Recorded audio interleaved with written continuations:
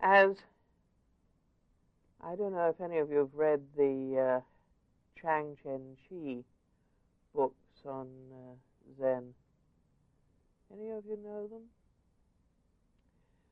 He's sometimes called Charles Luck. Have you ever? Ah, okay. His real name's Chang Chen-chi. Okay.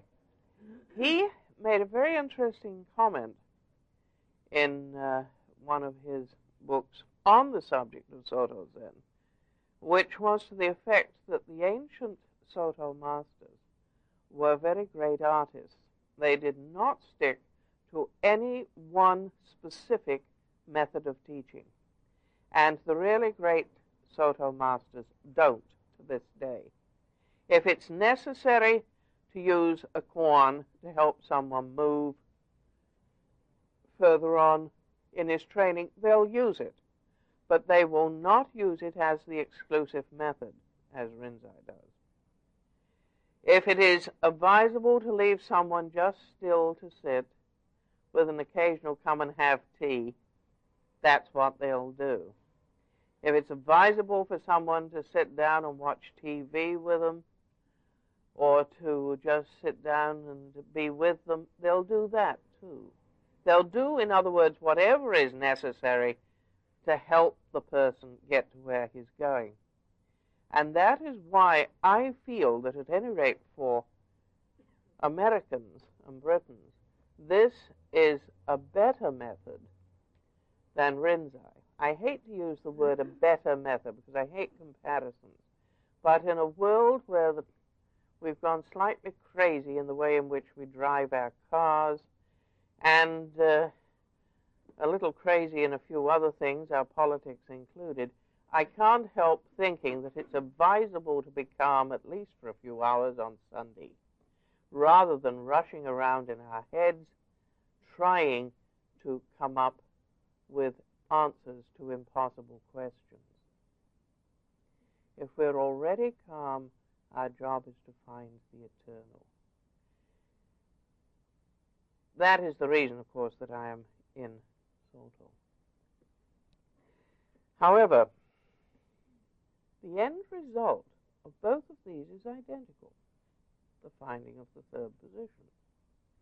And the purpose of a koan is to get beyond the opposites. What's the purpose of getting beyond the opposites? To find the third position. What is the purpose of giving somebody an impossible koan? What's the sound of one hand clapping and the person goes on and on and on and on and on, and one day says, I can't solve this, help. And if he's got enough tension up, guess what happens? He's in the third position. It's a means of forcing a person into realizing that he can do nothing for himself. He has to find that which does everything, which is the real, true home. And all these lovely books that go through all these lovely arguments about why he cut the cat and why he did this and why he did that are an awful waste of a lot of trees. Because what you are trying to do is to tell somebody, I've given you an impossible question. The sooner you realize you can't answer it, and that you can't answer any question that really matters without help from something that is nameless and that it is even wrong to call something, as sooner you find that out, the safer you will be, and the quicker you will find that which you are looking for. And that's really all a koan is, a means of finding the eternal, by realizing that you have no power yourself. I personally find them just a little manipulative, although occasionally, perhaps, for some people it is advisable to use such things, but I personally have not used them because I have seen them wrongly used in the East by well-meaning people, albeit, but people who have ended up, without intending it probably, manipulating others. And it is a somewhat manipulative technique. It is much safer, I feel, to allow people to grow gradually, to find out that there is klesa, to find out how to clean the klesa up, and to find that there is a way to live without klesa. And Soto, yes, it may take a year or two longer, but it sure is safer. In all the years I have been in the East and elsewhere, I have only known one person in Soto who went crazy, who needed hospitalization. And I've known an awful lot on the koan system who, because they were given no clues, became very sick indeed. And I think we can do without that. And this is the main reason I do not use koans. This system may take a bit longer, but I know that you can get there, and that if you work at it, you will get there, and you will get there safely.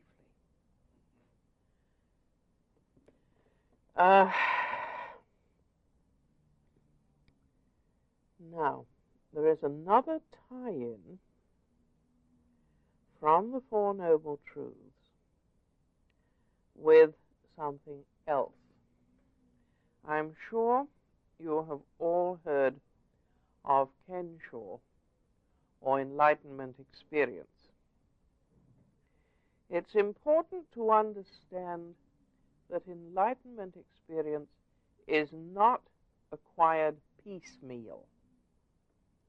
There is no such thing as a baby enlightenment and a big enlightenment. There is no such thing as this. Enlightenment is enlightenment. That you didn't see too much does not mean that it is not the same thing that is seen by someone who saw a lot. The point I'm trying to make is don't belittle anything that happens.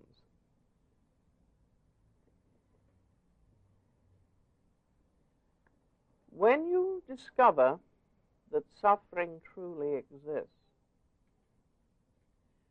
something happens instantaneously, which is you immediately decide that you want to do something about it. Coinciding with that decision to do something about the suffering is what is called the first kensho. Usually the person discovers the existence of suffering when suffering is present in front of him and he realizes that he is helpless. And he cries, "Help!" And immediately on the crying of the help comes the first kensho. There is help, and it's in this third place, the place of safety.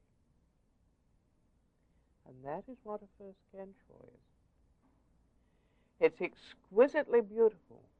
It is awful in the sense of being full of awe, the realization of its size. In the ancient doctrines, it was called becoming a stream entrant. And along with it, as proof that you had understood that suffering existed, went three things. I'll read you what they are.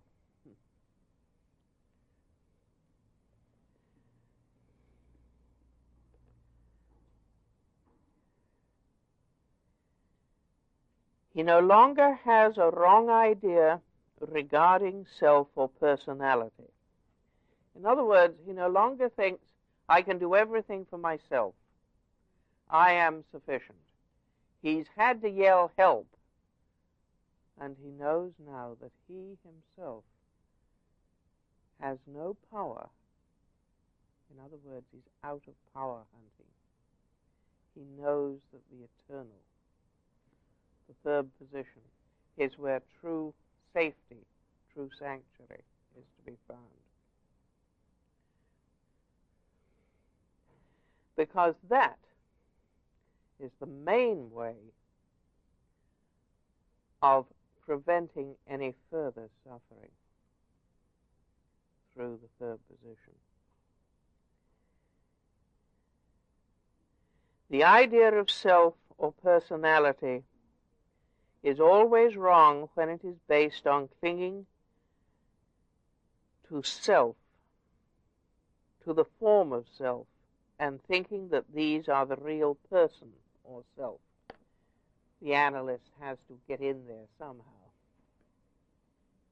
If you think that everything ends with you and that only you can do things to help, then you have misunderstood the doctrine of anatta.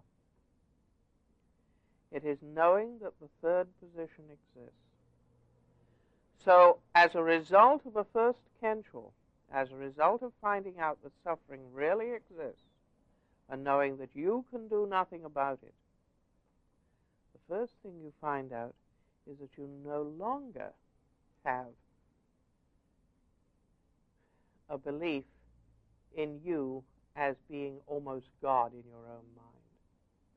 I've often talked to doctors who said they were so relieved when they discovered that it did not have to, that they were not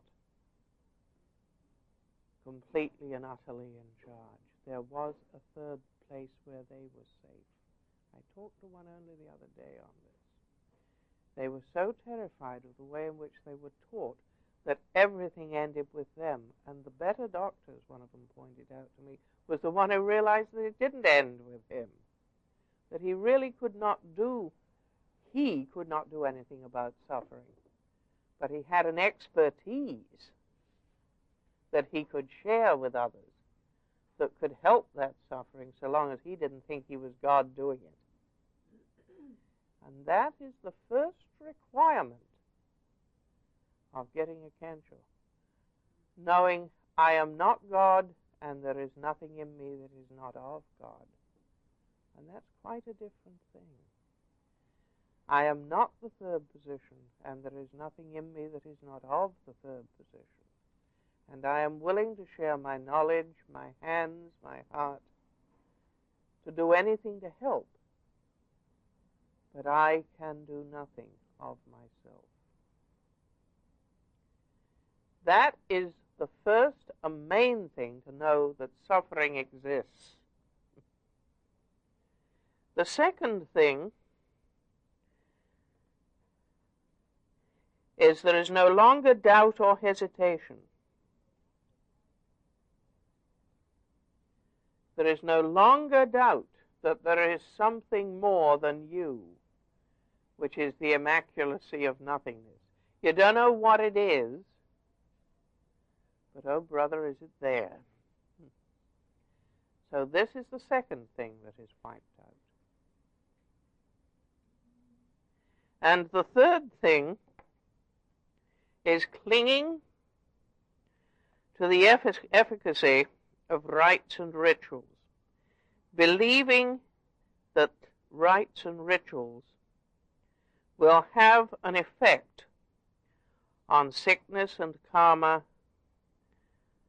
all of which, of course, such rites and rituals are the cause of superstition, black magic, and ritualism.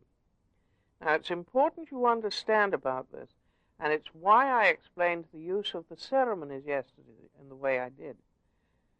They are giving you rehearsals to show you what is to happen throughout life. But they are not magical rituals.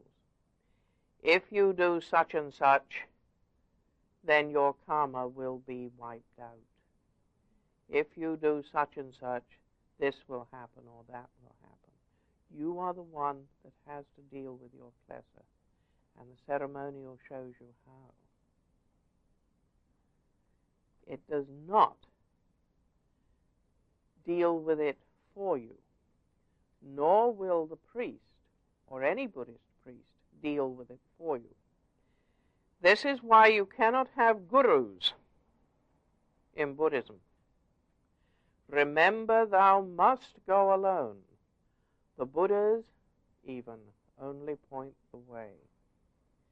How much more so is that of the priest? I can tell you how to get there. I can tell you I know it's possible to get there. I can tell you I've seen people get there. But I cannot take you personally there. You have to listen, and if you decide you want to go, you have to go to learn. And if anybody ever wants to ring up a Buddhist priest, he can, to say, am I doing it the right way? Yes, that can be done. But the priest is not the guru who will do it for you. Nor are the ceremonies. One of the most solemn activities I participated in was when they made me a priest in the East, and I had to sign this huge thing guaranteeing I would not ever indulge in fortune-telling, casting I Ching, fiddling with cards, you name it, anything that was involved in anything of that sort of spiritualism and digging up ghosts and all the rest of it. I had to absolutely guarantee that as a Buddhist priest, I would never become involved in that. Because that is the way to lead people down the path to wrong thinking, getting away from their own self-help, if you like, by letting them have dependency on someone who can't do it for them. I am just on the road, the same as all of you. Maybe a few steps further along, I don't know. Some of you could be a few steps further along than me. Who knows who is where? But what I can share with you, just as the doctor can share his expertise, I can share my expertise on how this is done. And that's all that I or any other Buddhist priest can do for you. I can remember when I first started teaching in this country, a lot of young people used to come to me thinking, we've got a Roshi, she'll do it for us. And they didn't stay very long, because I made it very clear that I had clay feet and that I was going to do absolutely nothing for them. One of them went away saying, she's so lazy, she doesn't do a thing. All she does is watch TV. When he was around, he was right. I wasn't going to do a darn thing when he was about. I was not going to have him going off saying, oh, we've got a savior, let's go make use of it, because I'm not. I have a bunch of expertise, just as a doctor or a nurse or anybody else has a bunch of expertise, and I'll share it. And that's as far as it gets. So these three things are the result of knowing that suffering exists. What it boils down to is you know that there is something more than you. You don't have any doubt or hesitation about that. And you know that you're not going to play silly games trying to find it by some external means to yourself. Maybe if I tie this in a knot or I go back and touch the door 10 times, I won't go over the bridge when I'm driving home. I've had people talk to me like this, and I've known from that they just have not yet had a first potential. They have not yet discovered that suffering really exists. And these three things tie in like you wouldn't believe with having a first potential.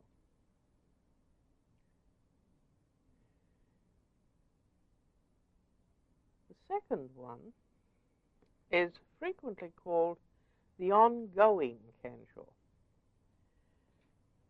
D.T. Suzuki, when I was in London, I worked as his translator for one of his periods of lectures in London, along with his secretary. I was also editing his stuff for the Middle Way, the London Buddhist Society's magazine at the time. And I was going to say, a devil's own time with Rinzai at the time, because I hadn't a clue what it was all about. And I was getting annoyed, steadily more annoyed, with Rinzai, simply because it made no sense. In the East, of course, they know of that what you're trying to do is get back to the third position. So it's not nearly as big a problem for them as it is for us. However, I tied him down one evening, sitting on his bed in the hotel, saying, look, you say that there is nothing. It is mu. It is empty. It is void. You are telling me all of this. So what's the point of becoming enlightened? If there's nothing there, you're going to be a vegetable when this is done. You are telling me that the enlightened man has nothing. And he gave me a rather interesting grin and said, he's got something, all right. He knows. But we don't tell anybody it's something. And the way he said it made it so clear to me that they were trying to speak the impossible and were so scared of giving the wrong impressions to other people that they used the negative way, that it made a very great and deep impression on me. And I said, well, how often can this happen? And he said, well, the first time it will be very great. And the second time there will be 1,000 little moments that make one dance. And the third time it will overwhelm, absolutely. And I kept that quietly in my head, and it cooled my temper down with regard to Rinzai. And I went on from there. Now, we've talked of the first one, which was, as he said, it will be big, the first one. But you've got to remember that it's only big in relation to the fact that you've never had anything like this before.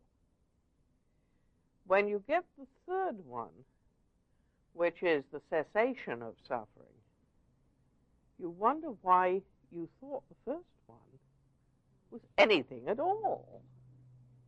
So remember, it's only a relative thing because of the situation you're in. The second one, the little moments that make one dance. Every time you keep a precept in the way in which the eternal, or the third position, keeps a precept, you'll have a little moment that makes something dance for joy inside.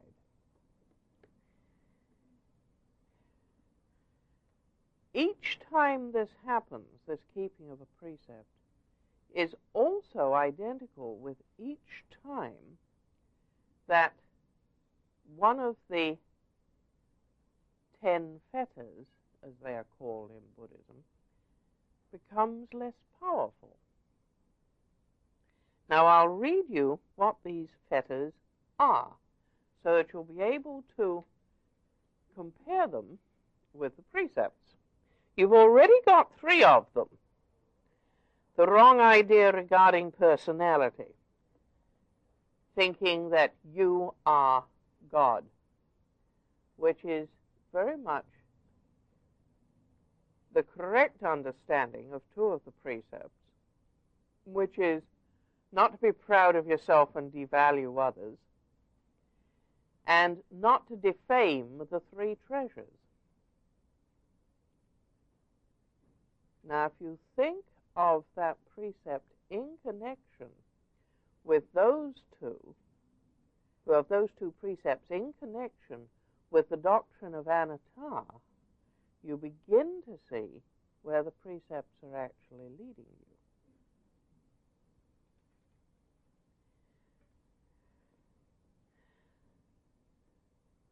Doubt or hesitation is the logical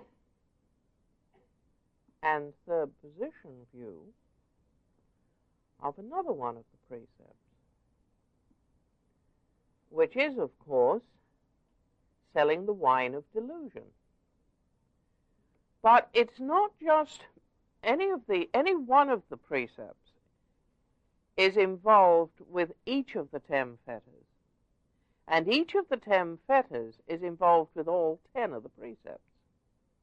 But it's just that it's a lot clearer to see it through some precepts than others. Imagine you've got a prism that you can see things in all different colors and shapes inside it. And you can see all 10 fetters in one precept and all 10 precepts in one fetter. And yet there is one of these facets that you can see it more simply through. Look at the next one. Knowing the uselessness of rites and rituals. Just think of that one. And again, you can see it very clearly through selling the wine of delusion. Don't delude people into thinking that something can happen. Don't lie to people. Don't kill their Buddha nature. Do not kill their spirit. All of the precepts can be seen in any one of these fetters. And remember, you've cleaned up all these parts of the fetters in getting this first understanding. So each time you're improving all of these, and as you improve them, more klesa appears and says, yeah, you see, that was where you went wrong such and such time. And that's how the klesa starts popping up and showing itself to you. As you start doing something about you, so the klesa starts showing itself. It's what we used to call in the East getting into the cosmic washing machine. There was a lot of washing machines were installed in Sorgiji in about the 3rd year I was there. And it was a job that monks longed to get, being able to sit with the washing machines. Because you could sit there in meditation, you watch this stuff go round and round and round. And the water got dirtier and dirtier, and the clothes got cleaner and cleaner. It was perfect for meditation. One of the best jobs you could have in the temple. And any time I have people up in Shasta who are really having problems with their meditation, I set them to work in the laundry. And they don't realize it, but they're meditating all the time, and that's just fine. Remember I told you yesterday, anything that is not contrary to the precepts and that will work is usable. So long as you do not manipulate the people, you may not play with people in Zen. It's far too serious a matter. You may not play with them, nor may you delude them or lead them astray. And this is why you'll have to sign all these forms with regard to fiddling about in spiritualism and black magic and anything else of similar nature. One person is scrupulously truthful, but occasionally exaggerates. Exaggeration comes underlying and is a fetter. One person never loses their temper, but is always very slightly in a state of irritation. Such things are fetters.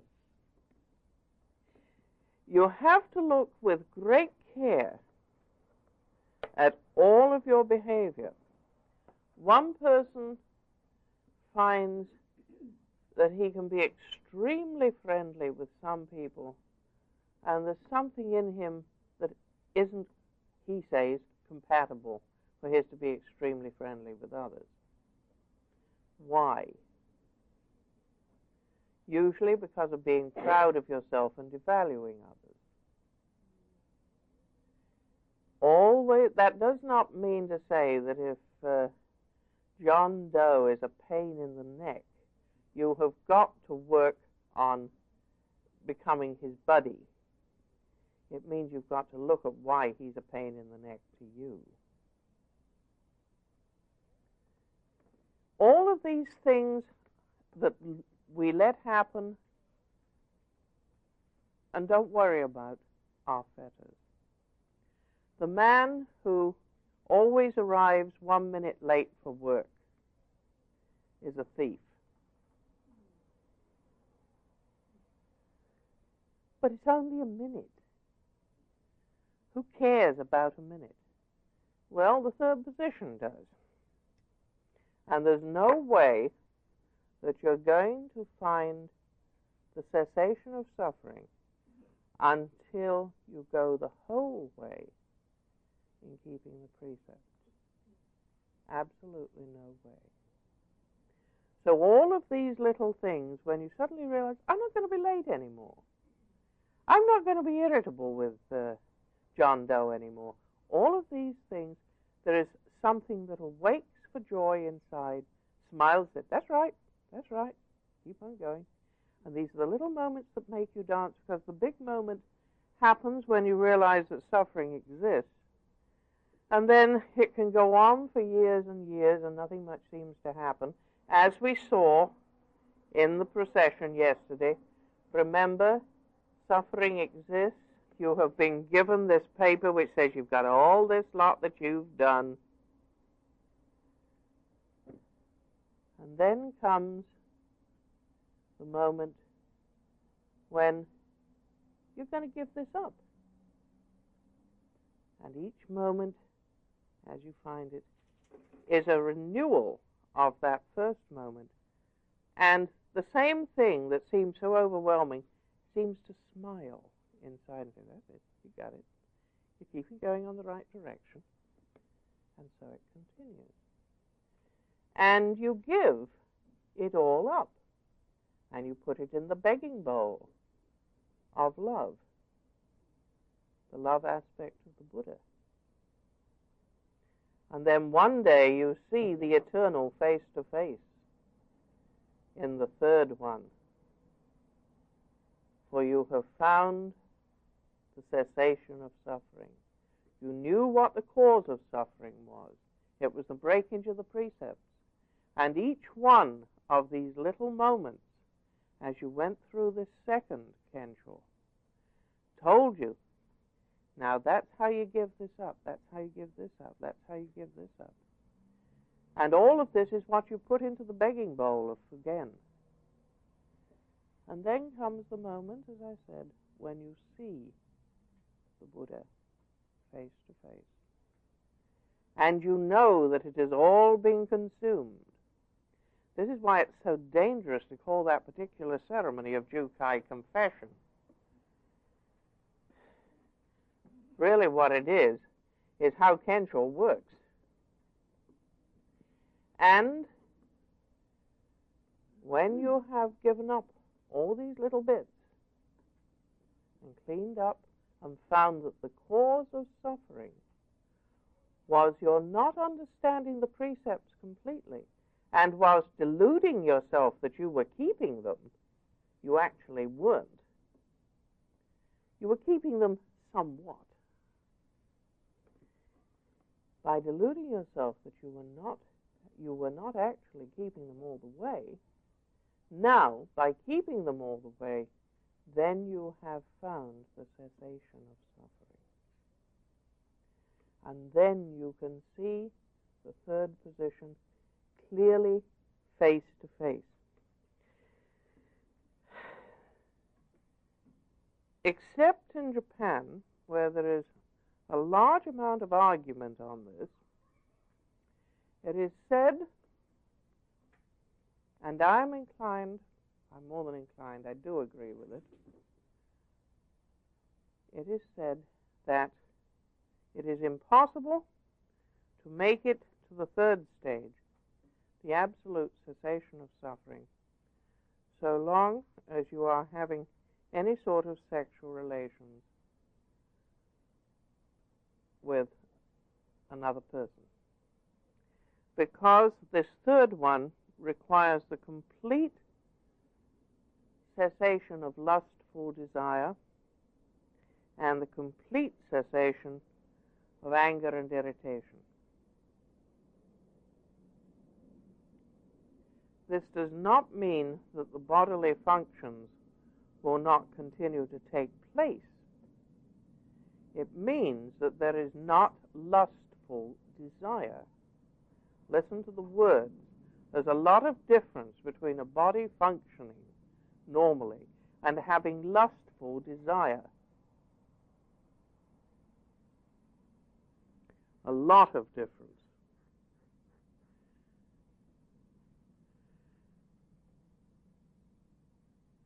And having absolutely no anger does not mean that you will be a fool, so that everyone can walk over you. But it does mean that you will do nothing out of anger.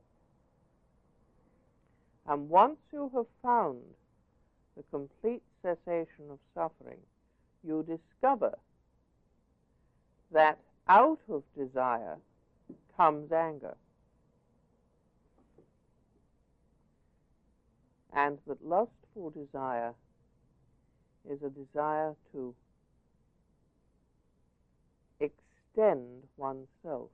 It's a matter of not understanding anatta completely. Don't misunderstand me on this. It is the reason why this particular Kensho, usually does not take place amongst laymen, only amongst monks, although many laymen have had it. The general belief is that it takes 3 years from the last time when one had sexual relations before this is possible. I'm giving you facts and figures now from the Buddhist system. I do know that although the body functions continue, they no longer have the lustful desire within them. I know that for fact. But you get something much, much more exquisite, so it really doesn't matter. You get something much better, because then you can get to live in the permanent safety and joy of the third position. And I personally think that that is well worth it.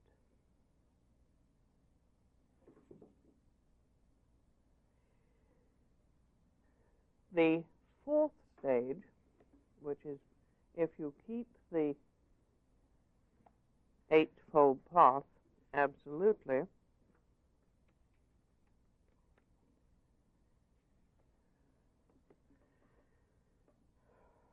means that you've got rid of the rest of the fetters. And these are quite interesting.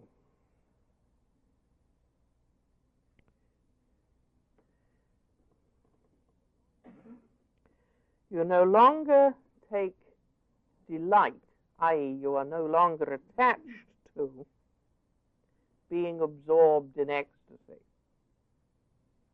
of the third position. If something needs to be done, you get up and do it. You don't say, my meditation is so gorgeous, I must stay here. In other words, you're still human and you're still willing to help people.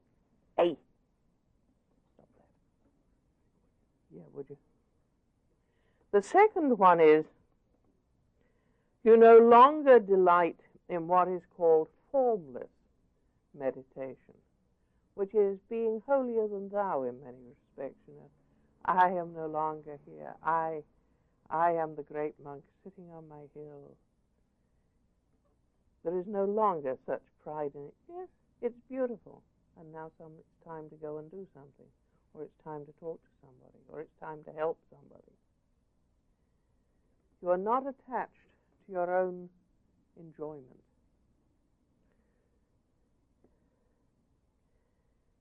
Which leads naturally to the getting rid of pride or ego, in the sense of comparing yourself to others.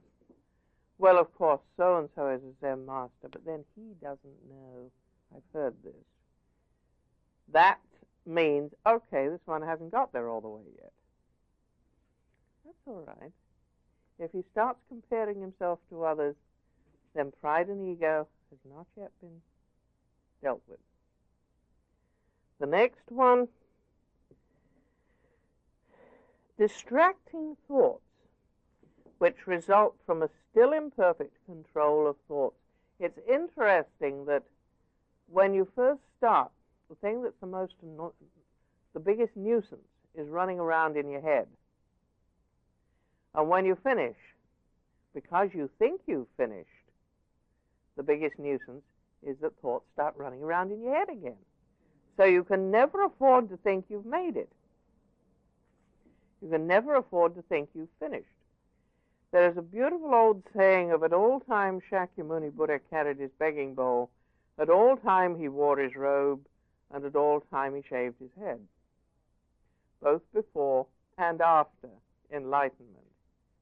In other words, he recognized that if he stopped training, all sorts of little things would start creeping in. So remember the rooting out of ego and distracting thoughts. And the next one, which is probably the most difficult for all Zen masters, is one of the fetters of ignorance, which is tricking people into thinking that doing this is easier than it actually is. Because you like people so much, because you so much want them to enjoy this, to get them hooked, as it were, you tell them it's not going to be all that hard. Which means that they then go away, when they find it's that hard, saying, she lied to me, or he lied to me, which is very dangerous. But that's a fetter. Just wanting to help people that much, because you see, self has entered into it. I want to help that much. It becomes a fetter. So when you start looking at the precepts from that angle, it's rather a different situation. You're not just dealing with a very simple moral code. You're looking at something from a much more serious position.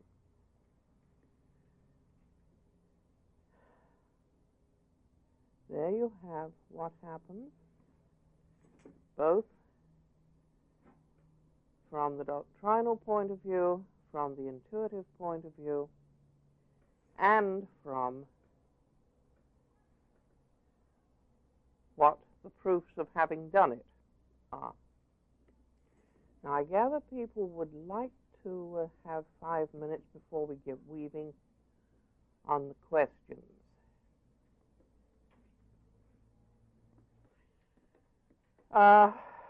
Having talked about this,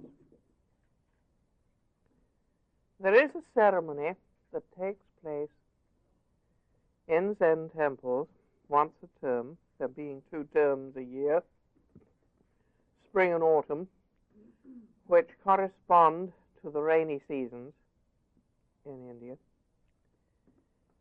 There is a ceremony called the question and answer ceremony, the Hossen ceremony for the chief junior. And as with all the other ceremonies, so with this one, it is to know what the questions are that you are likely to be asked at the critical moment. And that critical moment is when you have cleaned up the past karma. The question comes, what is your reason for living? And it comes right from the foundation of your being, from the third position. And you better know, because you see, you've cleaned up the karma.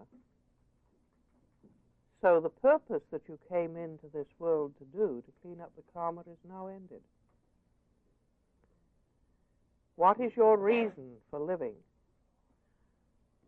Are you going to take 7 more devils in with you, or are you going to create good karma? And it is essential that you know that this question is going to come and how to answer it. unfortunately, because a lot of people have not understood that this is what is actually going on, the Hossen ceremony has been called a Dharma fight. And you have the master and the monks firing questions at each other and yelling at each other. I have seen it done this way in this country, and that's not what it is. It is when the deep question comes, how to answer.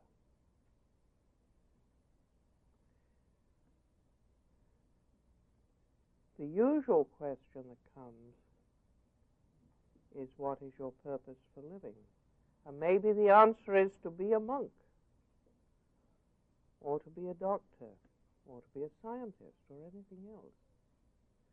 But it is always to be the very finest possible in order to show the glory of the third position, in order to show that it is not you that needs to compete, just you, out of the sheer gratitude within you, wish to be the finest possible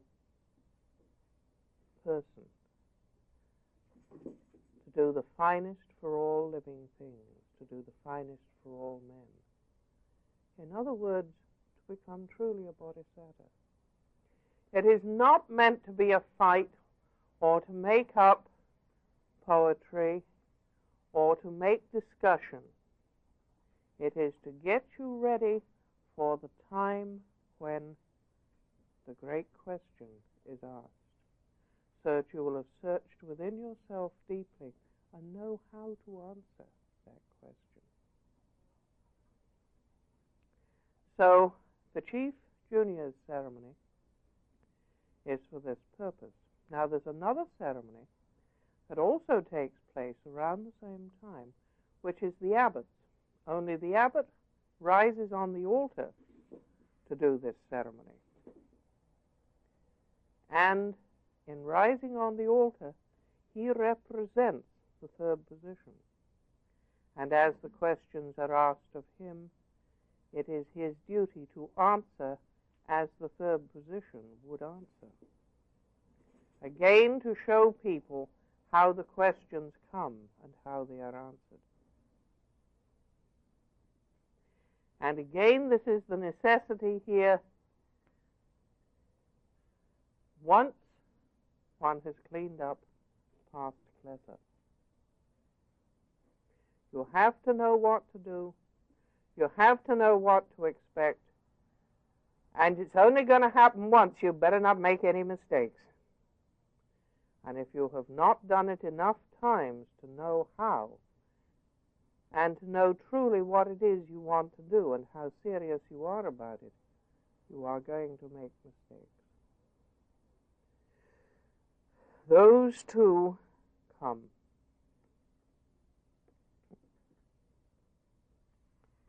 How do you, having got to the stage when you wish to retain this wonderful certainty actively of the third position? You'll never lose the certainty of it, but you want to actively be always aware of it. The way to do that is to keep the 8 steps of the Noble Eightfold Path. And they are on, I believe, page 12, or have I just given a discussion of it there? If not, I've got it at the back.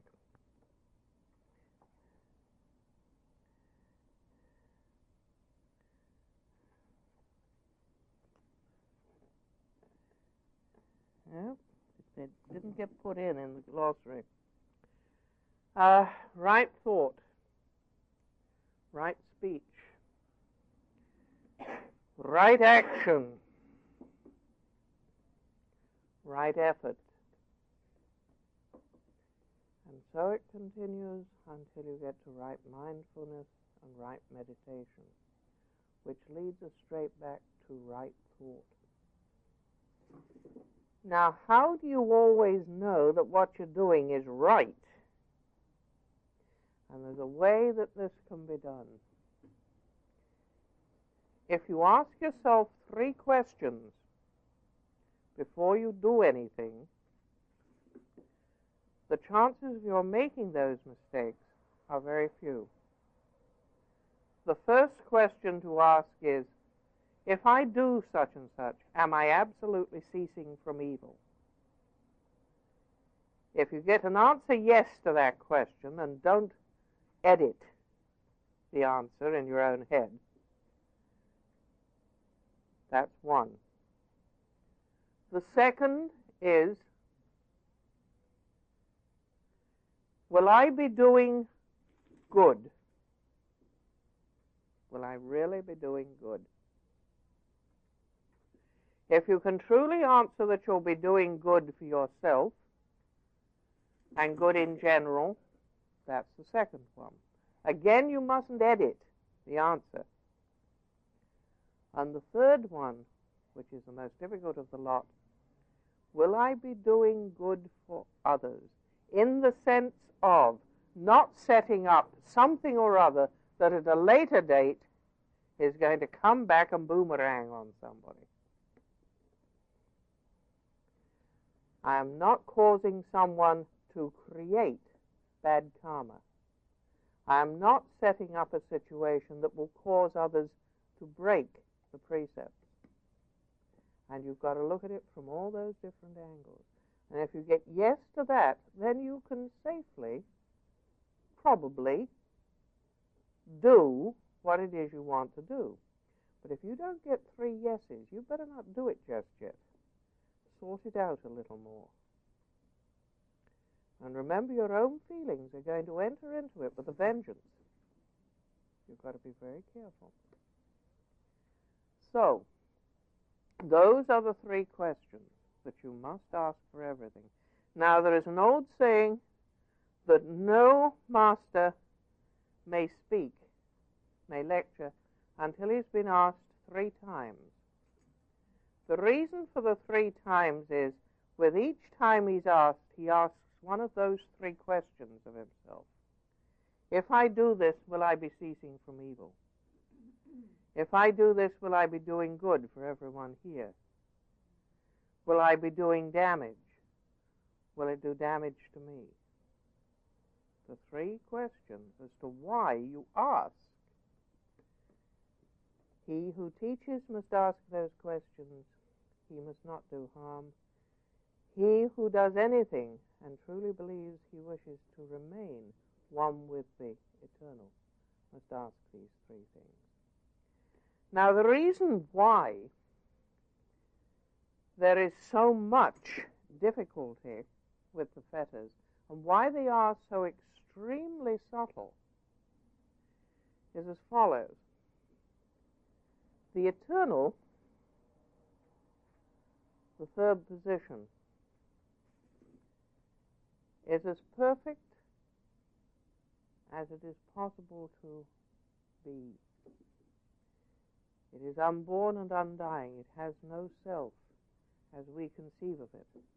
We must not put upon the eternal or the 3rd position any of our prejudices or ideas or theories of good and bad, or good and evil.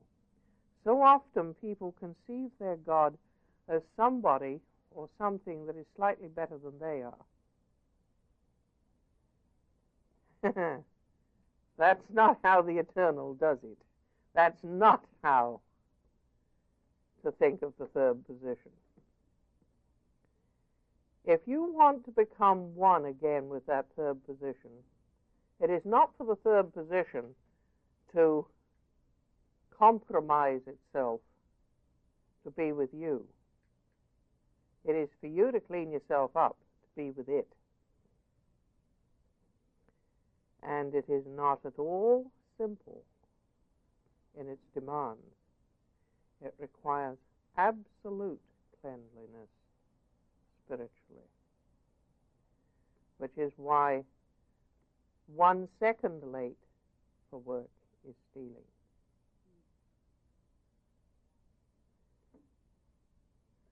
Why even a glance at someone oh, he's dirty, I don't like him, or just is devaluing others, and you are still fettered.